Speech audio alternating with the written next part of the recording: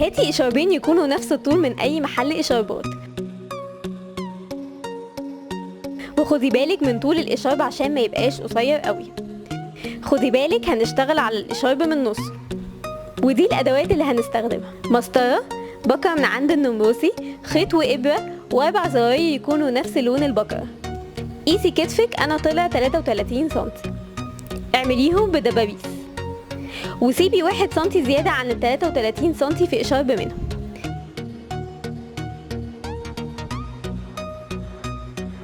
شيلي الدبابيس وخيطي مكانهم بالإبرة والخيط، وبعد كده سيبي 10 سنتي وخيطي الزرار التاني في كل ناحية.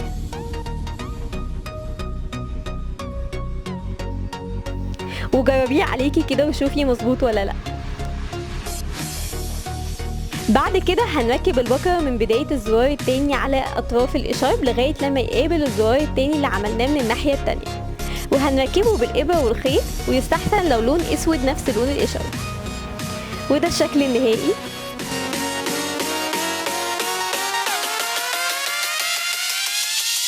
عشان تشوفي فيديوهات أكتر اعملي لايك للصفحة على الفيسبوك وسبسكرايب للقناة بتاعتي على اليوتيوب.